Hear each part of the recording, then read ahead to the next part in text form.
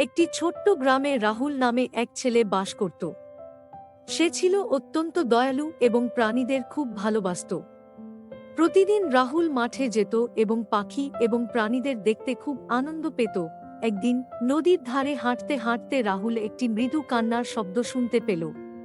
কৌতূহলী হয়ে সে শব্দের উৎসের দিকে এগোলো এবং দেখতে পেল একটি ছোট্ট কুকুরছানা জালে আটকা পড়েছে। কুকুরছানাটি নিজেকে মুক্ত করার জন্য অনেক চেষ্টা করছিল, কিন্তু জালটি খুব শক্ত ছিল। রাহুলের হৃদয় কুকুরছানার প্রতি সহানুভূতিতে ভরে উঠল।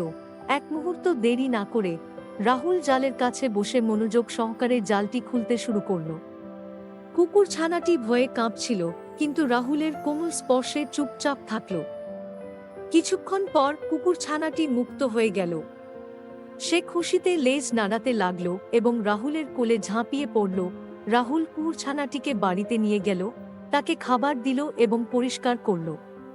সে কুকুরছানাটির নাম দিল বাড়ি। সেই দিন থেকে বাড়ি এবং রাহুল একে অপরের সবচেয়ে ভালো বন্ধু হয়ে গেল।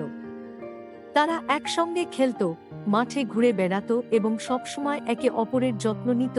এক বিকেলে নদীর ধারে খেলতে গিয়ে রাহুল পা পিছলে পানিতে পড়ে গেল। পানির স্রোত অনেক জোরে ছিল এবং রাহুল পানির মধ্যে ভেসে যেতে লাগল।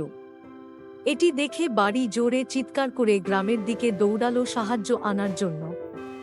শীঘ্রই গ্রামবাসীরা এসে রাহুলকে উদ্ধার করল। রাহুল বুঝল তার দয়া অপ্রত্যাশিতভাবে পুরস্কৃত হয়েছে।